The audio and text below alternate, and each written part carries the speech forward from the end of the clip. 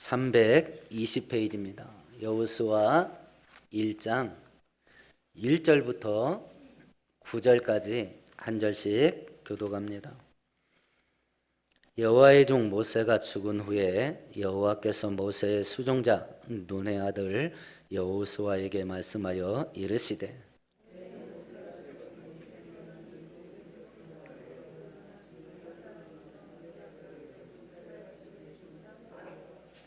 내가 모세에게 말한 바와 같이 너희 발바닥으로 밟는 것은 모두 내가 너희에게 주었노니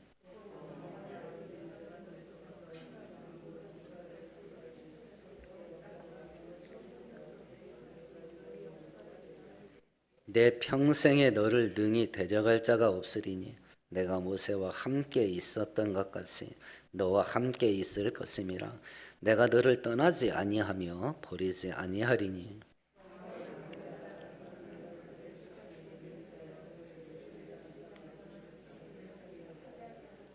오직 강하고 극히 담대하여 나의 종 모세가 내게 명령한 그 율법을 다 지켜 행하고 우르나 좌로나 치우치지 말라. 그리하면 어디로 가든지 형통하리니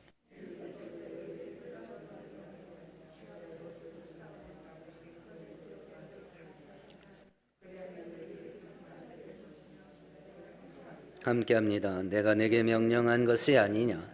강하고 담대하라. 두려워하지 말며 놀라지 말라.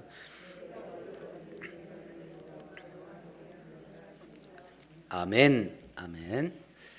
이제 오늘부터 여호수아를 살펴볼 건데요. 출애굽기를 잠깐 요약해 보십시다. 이스라엘 백성들이 애굽에서 노예 생활합니다. 하나님께서 모세를 보내셔서 그들을 애굽 노예 생활에서 해방시키시고 젖과 꿀이 흐르는 가나안 땅, 아브라함에게 약속했던 그 땅으로 데리고 갑니다. 애굽에서 탈출한 지 1년 6개월 정도 지난 후에 가나안 땅 입구에 도착합니다. 12명의 정탐꾼을 보냅니다. 그리고 40일 후에 보고 대회를 갖습니다. 10명이 보고를 합니다.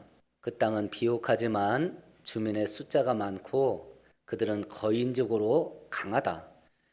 그들이 살고 있는 성읍은 요새고 성벽은 철벽이다. 그래서 우리는 들어가면 다 죽는다. 이렇게 말했고 여호수아와 갈렙 두 명은 하나님이 우리와 함께 하시면 그들은 우리 밥이다. 빨리 들어가서 챙기자. 이렇게 이야기를 합니다. 백성들이 10명의 말을 듣고요. 하나님이 우리 죽이려고 여기 데려왔나 보다. 가나안 땅 들어가서 전쟁하다 죽느니 이 광야에서 죽는 게 낫겠다 하고 하나님께 원망하면서 가나안 땅 들어가는 것을 거부합니다. 불순종하게 되지요. 그래서 하나님께서 하나님을 믿지 않고 불순종하는 이스라엘 백성들이 광야에서 죽는 게 낫겠다. 밤새도록 통곡하고 원망했던 그 말대로 너희들이 그 말을 했으니 너희들 말대로 너희들이 광야에서 죽게 될 거다 해서 38년 6개월을 광야에서 방황하면서 전부 죽습니다. 단 2명 여호수아와 갈렙은 살아남게 되고 가나안 땅은 들어가게 될 것입니다. 이제 모세까지 마지막으로 죽게 되고 이제 여호수아가 민족의 지도자가 돼서 아브라함에게 약속하셨던 축복의 땅 가나안 땅에 들어가는 정복 과정을 기록한 것이 여호수아입니다. 출애굽기는 노예 생활하는 이스라엘 백성들을 구원하시는 구원의 책이라고 한다면 여호수아는 하나님이 약속하신 축복을 어떻게 열매 맺게 하고 그 축복을 나의 축복으로 내가 누리면서 살 것이냐라고 하는 약속 성취의 책입니다. 오늘 성경을 읽었던 오늘 본문은요.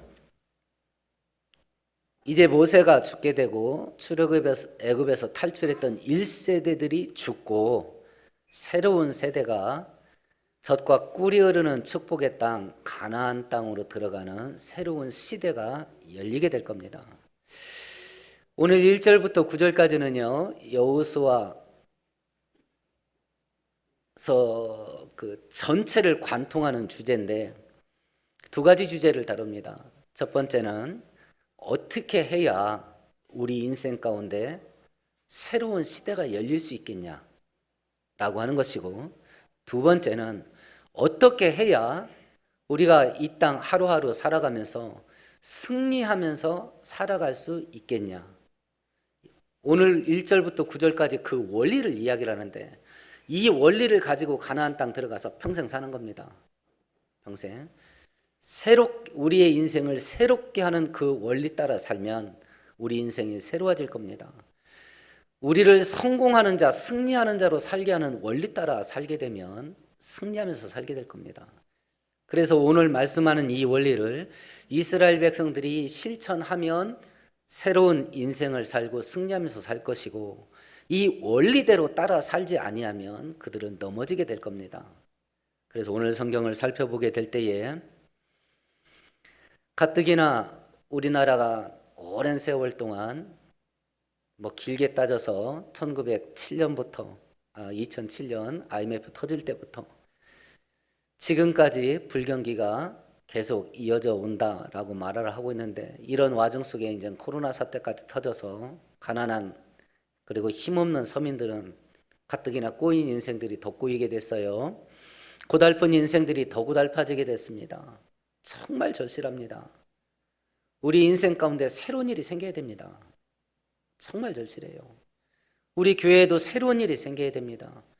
그래서 제가 9월 말까지 해서 특별하게 공식적인 어떤 기도 행사로 주관하지는 않겠지만, 교회 근처에 있는 성도님들은 기도를 모아보십시다 라고 해서 새벽에 힘을 내서 기도하자고 제가 광고를 했던 것이고요.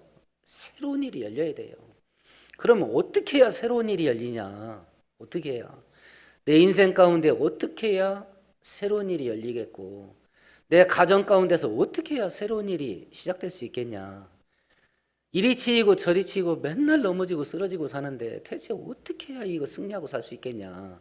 라고 하는 원리를 바로 알아서 이제 이 원리 따라 우리가 삶을 살아갈 때 우리 인생 가운데 새로운 일이 열리고 우리가 날마다 승리하면서 살아갈 수 있는 축복의 역사가 있게 되기를 축원드리겠습니다.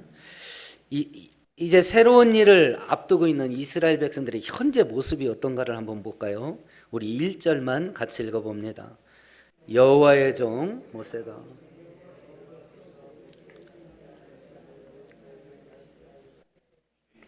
지금 새로운 일이 열려야 될 이스라엘 백성들에게 어떤 일이 터졌냐면 모세가 죽었답니다. 이게 뭔지 젊은 사람들은 잘 모를 겁니다. 지금까지 이스라엘 백성들은 뭐 하지? 라고 하는 것을 고민할 필요가 없습니다. 왜 고민할 필요가 없냐면 모세가 하라는 대로 하면 됩니다. 자기들은 결정권도 없어요. 아무 생각 없이 살면 됩니다. 모세가 어디로 가야 되고 무엇을 해야 될지 하나님께 지시를 받아서 백성들에게 지시를 하면 그냥 그 말 듣고 살면 됐습니다. 근데 그 모세가 사라진 거예요. 40년 동안 자기들을 이끌어왔던 모세가 사라진 겁니다.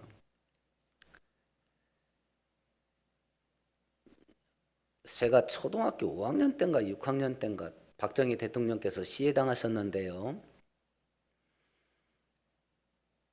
그때 어른들이 어떻게 이 공황 속에 빠졌는지 저는 알아요. 지금도 기억납니다. 날만 새면 동네 어른들이 모여가지고요. 야, 이제 우리는 어떡하지? 우리 어떡하지? 이게 우리나라 망하는 거 아니야? 강력한 카리스마를 가지고 돌격 앞으로 이 군대식으로 이 나라를 이끌어갔잖아요. 잘못된 것도 있지만 선구안이 있었던 것도 많던 것 같습니다. 박정희 대통령한테 적어도 먹고 사는 문제를 해결하는 것만큼은 그냥만 따라갈 자가 없는 것 같습니다. 그걸 추억하고 향수했던 국민들이 그 딸 박근혜 대통령이 대통령 출마를 했을 때 그 동정표가 그분을 대통령으로 만들었다라고 하는 것이 선거 결과 분석이잖아요. 그분이 갑자기 사라졌을 때 제가요 얼마나 시골에 살았는지, 제가 아내하고 결혼하고 용인 민속촌 놀러 가자고 해서 시간 내서 갔다가 화를 냈다니까요. 이걸 돈 내고 보러 오냐고. 우리 동네가 똑같았거든요. 우리 동네 내 고향 가면 이건데 이걸 돈 내고 오냐고 제가 화를 냈어요.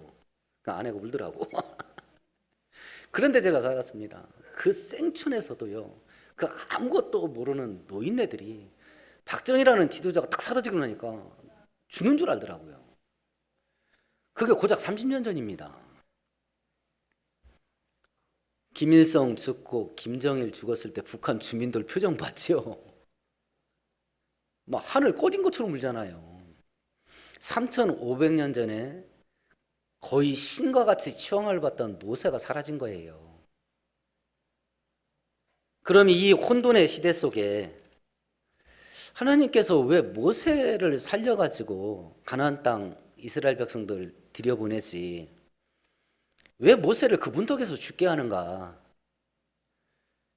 모세가 애굽의 왕자의 그 부귀영화를 포기하고 이스라엘 백성들과 함께 고난받는 것을 기뻐하였다라고 히브리서 11장에 말하잖아요. 그렇게 하나님 말씀에 순종해서 40년 동안 쎄빠지게 봉사하고 헌신하고 충성한 모세인데 이거 왜 죽게 하냐 이거. 우리 성경 한 구절 찾아볼까요? 민수기 한번 찾아보십시다. 여호수아 앞에 있습니다. 민수기 20장 한번 찾아봅니다.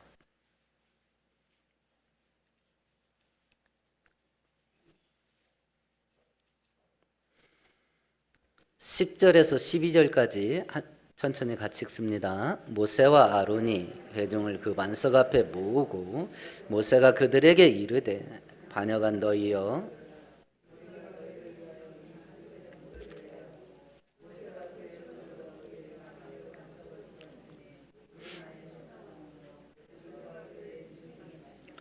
여호와께서 모세와 아론에게 이르시되 너희가 나를 믿지 아니하고 이스라엘 자손의 목전에서 내 거룩함을 나타내지 아니한 고로 너희는 이 회중을 내가 그들에게 준 땅으로 인도하여 드리지 못하리라 하시니라. 아멘. 이 사건 때문에 그래요.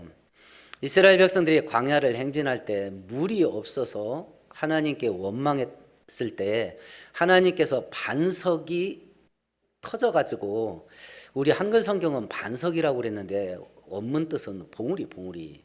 그러니까 바위 덩어리가 구멍 나가지고 이 시냇물이 흘러나왔다, 이런 뜻으로 이해하시면 안 됩니다. 북한산의 인수봉을 생각하시면 돼요.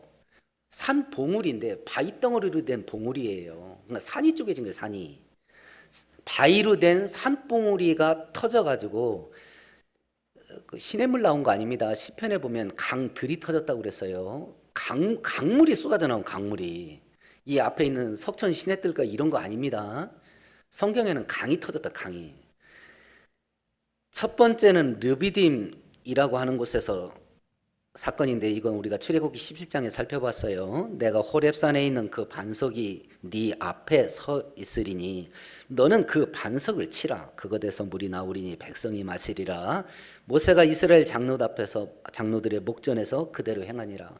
첫 번째 르비딤에서 반석이 터져서 생수의 강이 쏟아져 나올 때는 하나님께서 뭐라고 말했냐면 내가 그 반석 위에 서 있을 테니까 너는 지팡이로 반석을 때리라 그랬어요. 그러면 결국 누구 때리는 거예요? 하나님이 반석 위에 서 계시는데 반석을 때리래. 그러면 모세의 지팡이가 누구를 때린 거예요? 하나님 때린 거예요. 이게 첫 번째 생수 사건이에요. 그리고 우리가 읽었던 민수기 20장은 두 번째 사건이에요. 장소는 가데스 바네아라는 곳에서 두 번째 사건인데, 두 번째 사건 때는 하나님이 뭐라고 말했냐면 반석 앞에 가서 반석 보고 명령을 해라. 반석아 터져서 물을 내라 라고 명령을 하라. 말을 하라겠는데 모세가 어떻게 했냐면 이 10절에 보면 혈기를 부려요.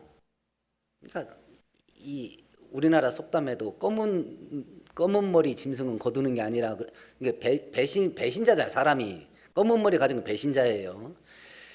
그러니까 이 40년 내내 얼마나 시달렸어요, 모세가. 아마 요즘 같았으면 암으로 죽었을 거예요. 스트레스 받아가지고.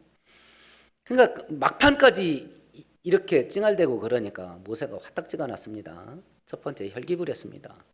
두 번째 어떻게 했냐면 우리가 나하고 아론이 우리가 이 반석에서 물 내는 거 봐라.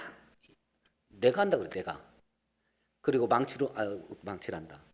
그 지팡이로 두 번을 때렸어요. 두 번을 때렸습니다. 그래서 하나님께서 너희가 이스라엘 백성들 앞에서 내가 어떤 하나님인지를 드러내지 않았기 때문에 너희들 둘 못 들어간다 그랬어요. 하나님이 하신 건데 지네들이 했대. 하나님이 하신 건데. 그리고 말만 하라겠는데 반석을 때렸어요.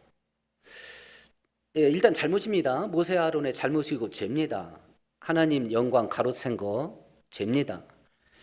여기서 우리가 하나 생각할 때에 제가 성직자 생활 30년 하다 보니까 이게 맞다 싶은 게 하나 있어요.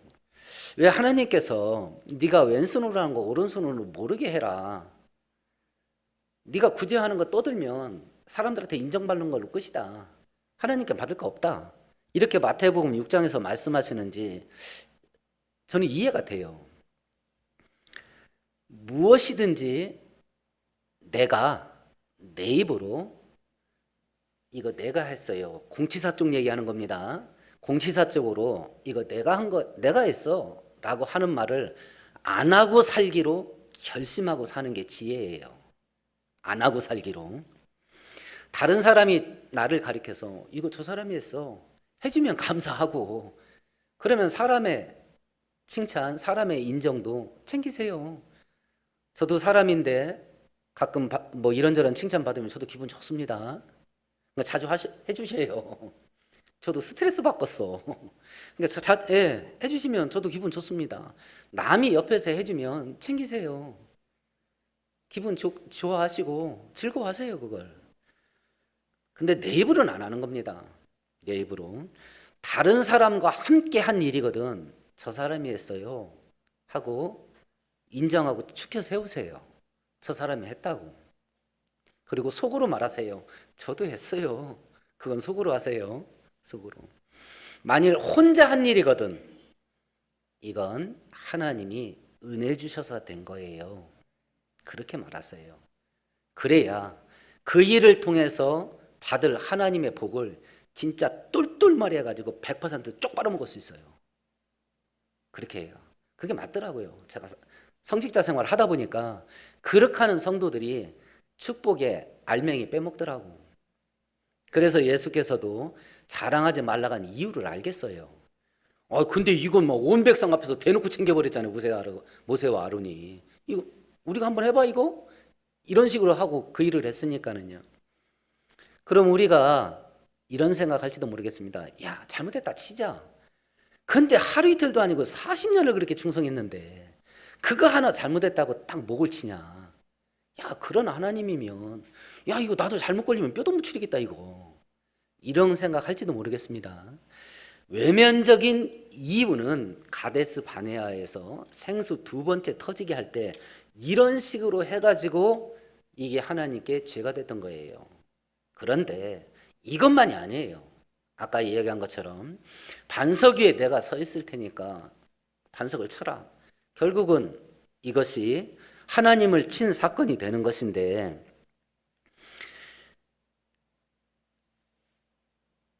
신약 성경에 보면 이 반석을 바울 사도가 고린도전서 10장에 이렇게 설명을 합니다. 이스라엘 백성들이 광야를 행군할 때 경험을 이렇게 말합니다. 다 같은 신령한 음식을 먹으며 다 같은 신령한 음료를 마셨으니 이는 그들을 따르는 신령한 반석으로부터 마셨음에 그 반석은 곧 예수 그리스도라. 이게 문제예요.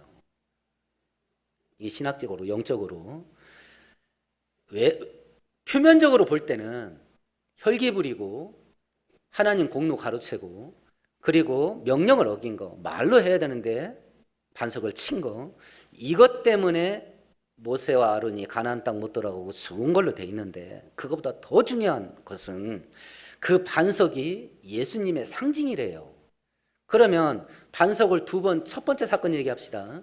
반석을 두 번 때려서 그 반석이 쪼개지고 거기에서 생수가 쏟아져 나와요. 예수님이 십자가에서 돌아가실 때 옆구리가 쪼개집니다. 그리고 거기에서 물과 피가 쏟아져 나와요.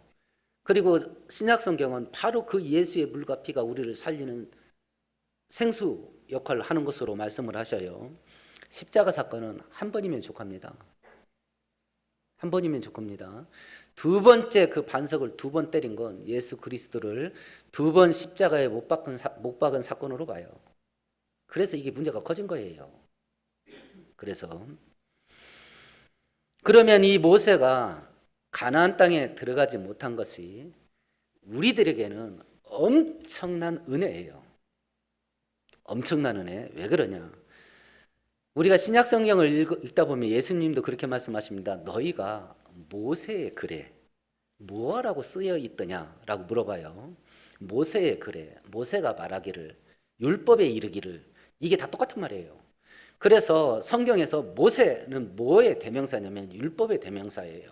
만일 모세가 이스라엘 백성들을 끌고 가나안 땅으로 들어가면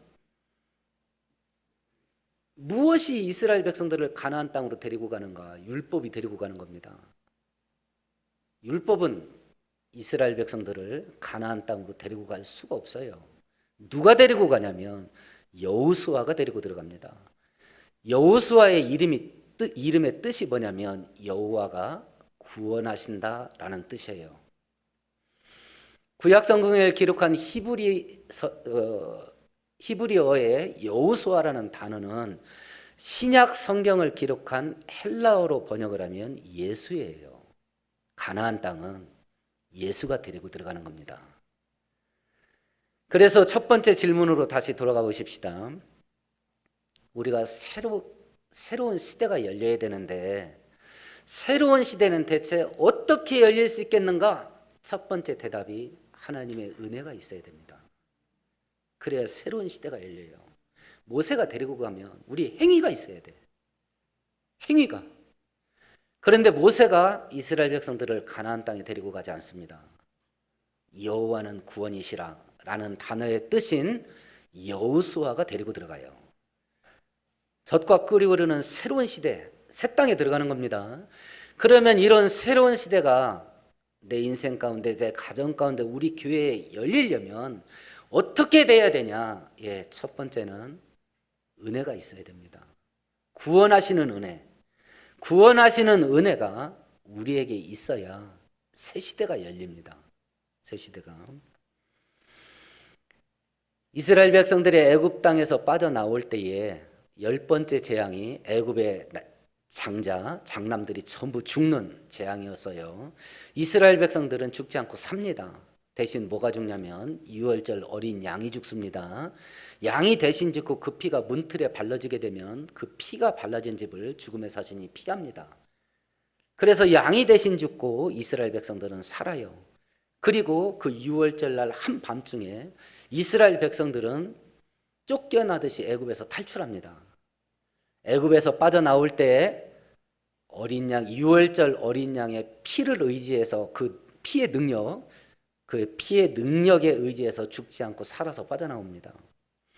이스라엘 백성들이 우리가 앞으로 살펴볼 겁니다. 여호수아 5장에 보면 요단강을 건너서 가나안 땅을 딱 다 들어갑니다.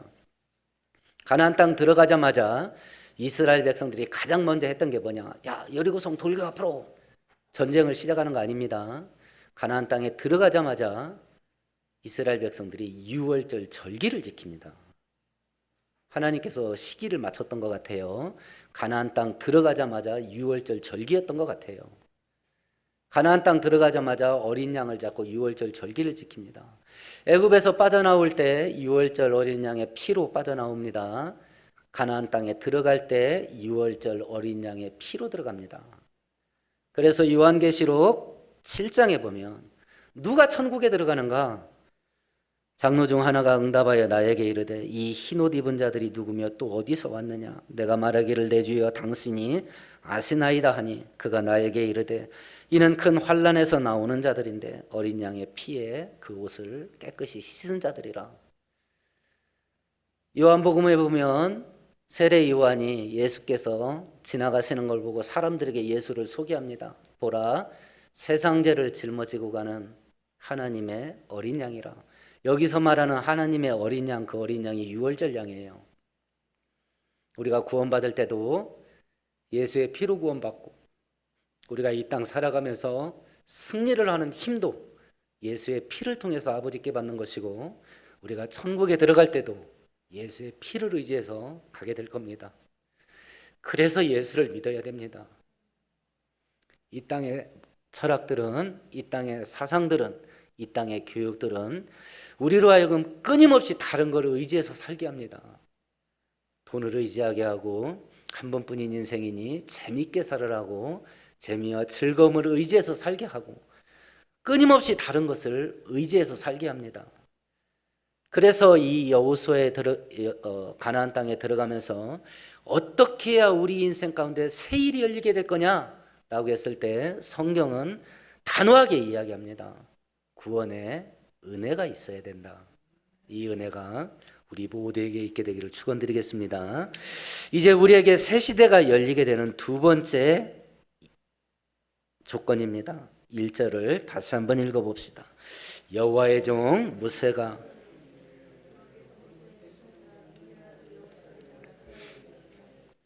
이제 모세가 죽었습니다. 그래서 여호수아에게 하나님께서 이스라엘 백성들을 데리고 가나안 땅에 들어가라고 말씀을 하셔요. 모세가 죽기 전에 하나님께서 모세에게 마지막 이야기한 게 있습니다. 그게 뭐냐면 신명기 3장입니다. 우리 한번 다시 읽어보십시다. 신명기 3장입니다.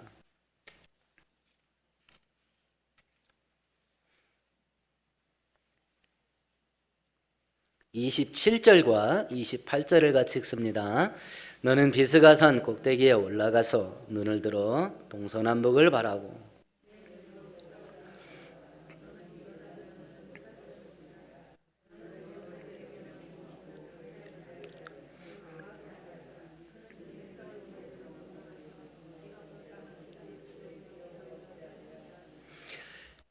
모세에게 죽기 전에 너는 비스가산 꼭대기에서 죽게 될 기다. 그런데 여호수아 보고 이 백성들을 데리고 가나안 땅 들어가라 해라 이렇게 말합니다. 새 시대가 어떻게 열릴 수 있겠는가? 사람이 준비되어야 됩니다. 새 시대로 들어가야 될 새로운 사람 여호수아가 준비될 때 새로운 시대가 열립니다. 하나님의 은혜는 40년 전에도 부어졌습니다. 40년 전에도. 근데 그때 사람들은 준비되지 못했습니다. 새 시대는 새 시대에 들어갈 새 사람이 준비되어야 됩니다. 내 인생 가운데 언제 새 시대가 열릴 거냐? 첫 번째는 구원의 은혜가 있어야 됩니다.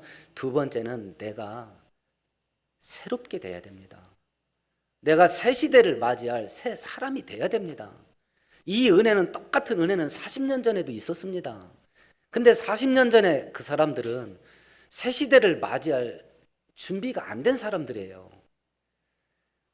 내가 새 사람 돼야 내 인생 가운데 새 시대가 열립니다.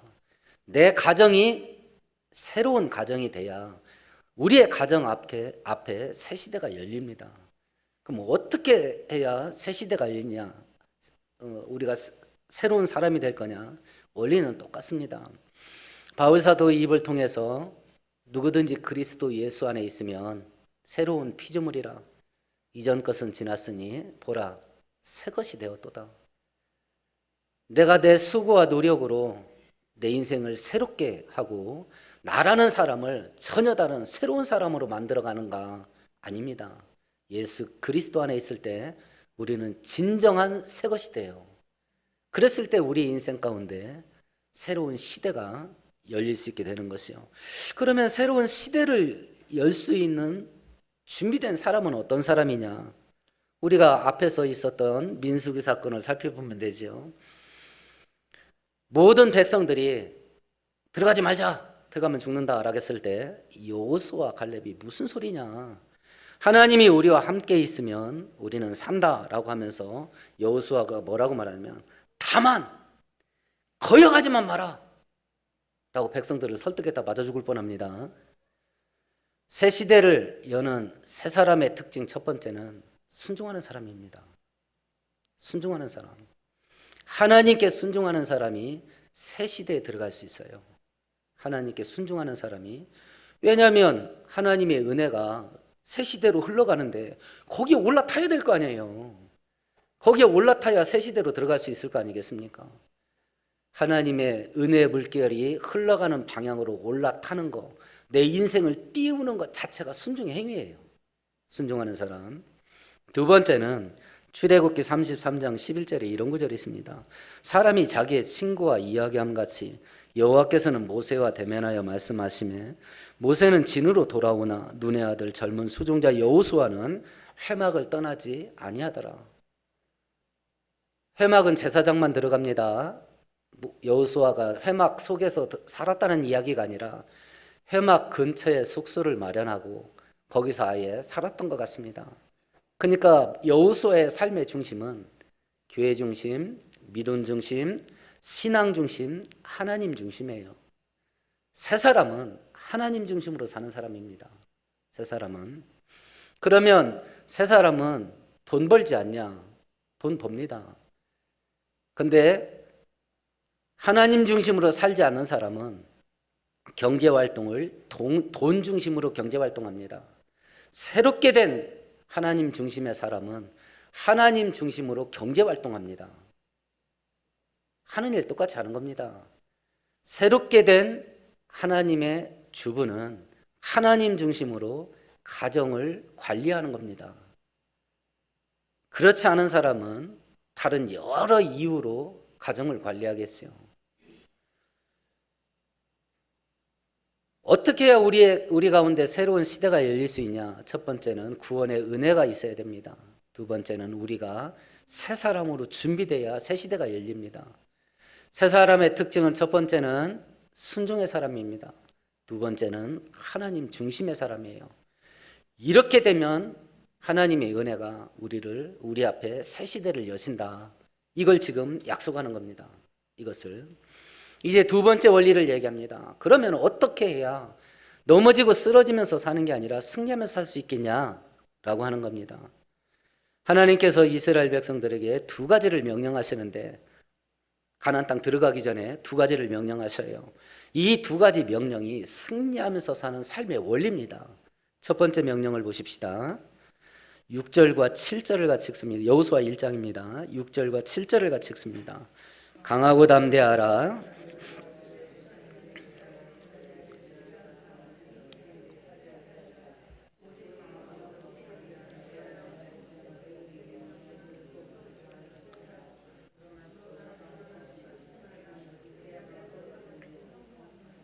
하나님이 계속 반복적으로 명령하는 게 있습니다. 뭐냐면 강하고 담대하라예요. 쉬운 말로 하면 겁먹지 마라, 두려워하지 말라. 이스라엘 백성들, 이 사람들의 지금 부모 세대가 40년 전에 가나안 땅 들어가기를 거절했던, 하나님이 축복의 밥상을 차려놓으시고 건너가서 먹어 라고 했는데 그걸 눈앞에 두고도 걷어찼던 이유, 겁먹어서 그렇거든요. 두려워서 그랬습니다.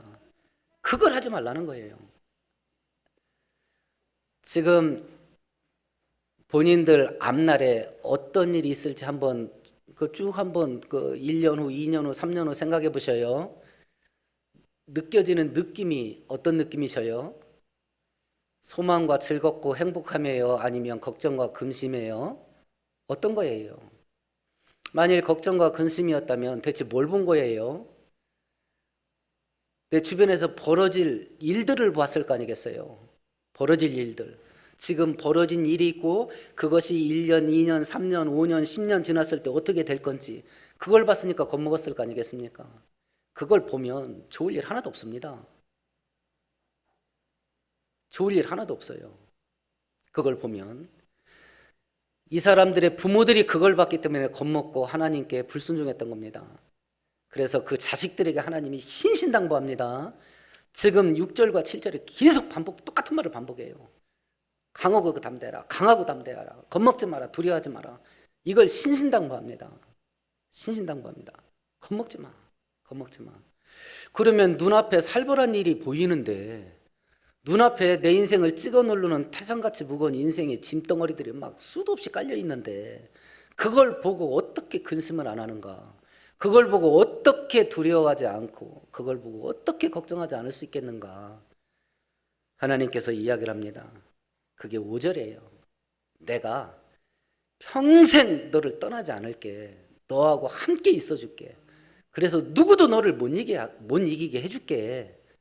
그러면 이쪽에서는 하나님이 내가 너와 함께해서 평생 너를 이길 자가 없게 해주겠다는 하나님이 있고, 이쪽에는 살벌한 일들이 눈에 보이는 게 있고, 그러면 이 사이에 서 있는 내가 눈앞의 현실을 볼 때 이 살벌한 현실들을 바라보면서도 근심 걱정에 빠지지 않고, 안 한다 소리가 아닙니다. 저도 근심 걱정합니다.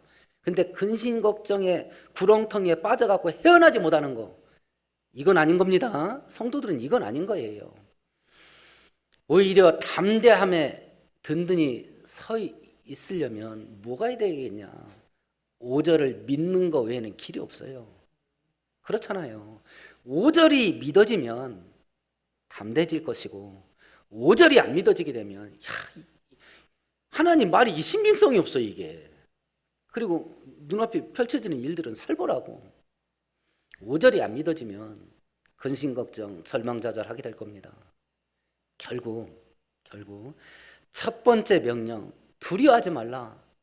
이 명령에 순종하고, 이 명령에 순종하면 진짜 인생 해피해집니다. 근심 걱정 할 일이 없게 되면 얼마나 평안하겠어요. 명령이기도 하지만 우리에게 축복을 다그치는 말이에요. 그게 복된 거야. 그게 제발 좀 겁 좀 먹지 마 이거거든요. 그러니까 두려워하지 않는 것은 하나님의 명령에 순종하는 일이기도 하지만 그건 결국은 내 인생의 평안함이에요. 그러면 그 길을 따라갈 수 있는 방법이 뭐냐? 믿음밖에 없어요. 뭘 믿는 거냐? 5절을 믿는 겁니다. 5절을 믿는 거예요. 두 번째 명령입니다. 그것은 뭐냐면 8절입니다. 같이 읽어봅니다. 이 율법책을 내 입에서 떠나지 말게 하며.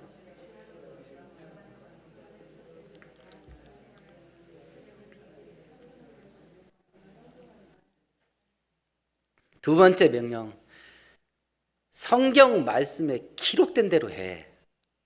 딴짓 좀 하지 마. 절대 순종해요.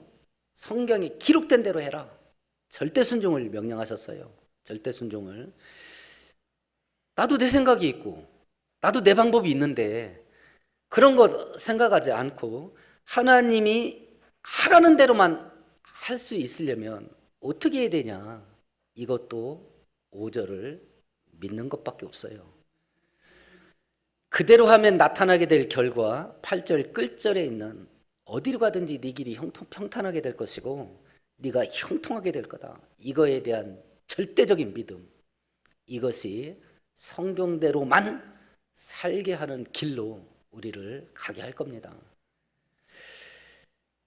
말씀을 정리해 보십시다. 우리 인생 가운데 새로운 문이 열리게 되는 길이 뭐냐? 첫 번째는 하나님의 은혜가 와야 됩니다. 두 번째는 내가 새 사람이 되어야 됩니다. 어떻게 날마다 삶의 현장 속에서 살벌하고 혹독한 일들이 파도처럼 밀려드는 내 인생을 놓고 어떻게 날마다 넘어지고 쓰러지지 않고 승리하면서 살 수 있겠냐? 첫 번째는 그런 것 보고 겁내지 않고 담대한 거예요. 두 번째는 딴 생각하지 않고 하나님의 말씀대로만 하는 겁니다. 그렇게 갈 때에 5절에서 약속한 게 그 누구도 너를 당해내지 못하게 하마. 승리의 약속이 있어요. 그러면 그 길을 가게 할 수 있는 힘은 어디에서 오냐? 하나님을 믿는 믿음밖에 없습니다. 해보는 겁니다. 몸부림치면서 살아봤을 겁니다. 몸부림치면서 살아봤을 거예요. 돈 없이 힘 없이 지금 살고 있는 이 연세 될 때까지, 이 나이 될 때까지 살아왔을 때 얼마나 몸부림이 많았겠습니까? 얼마나 또 고달팠겠고. 그럼 방법 한번 바꿔보는 겁니다. 방법 한번 바꿔보는 겁니다. 이렇게 하면 내 인생이 새것된다 하고, 이렇게 하면 내가 승리하면서 살 수 있다고 하는데, 해보자. 방법을 바꿔보는 겁니다. 그랬을 때 하나님께서 이제 이스라엘 백성들은 이 첫 번째 새롭게 되는 방법, 두 번째 승리하는 방법을 하나님께 코치를 받고 가나안 땅 들어가서 그대로 합니다. 우리가 앞으로 살펴보게 될 텐데, 이 원리 따라 살아갈 때에 얼마나 위대한 일들이 벌어지는지를 보게 될 거예요. 이제 이것이 단순히 성경에 기록된 지나간 사건이 아니라 지금 오늘을 살고 있는 내 인생 속에 맺혀지게 될 축복으로 누리게 되는 은혜가 있게 되기를 축원드리겠습니다. 하나님 아버지, 우리는 무능력하고 무기력해서 우리 앞에 있는 내 문제를 어떤 것 하나라도 내가 해결할 수가 없겠습니다. 이런 인생의 풍파에 휘말려서 지금까지 몸부림치면서 살아왔고 고달픈 인생을 살았습니다. 오늘 성경 속에서 우리 인생이 새롭게 되는 것과 우리가 승리하면서 사는 길을 알려주셨사온데, 이제 우리가 믿음에 든든히 서서 하나님의 방법대로 살아보게 하시고 하나님이 말씀하신 대로 살 때에 우리 인생에 얼마나 놀라운 일이 있게 될지를 날마다 체험하고 경험하는 우리 모든 성도들 되게 하여 주옵소서. 예수님 이름으로 기도합니다. 아멘. 아멘.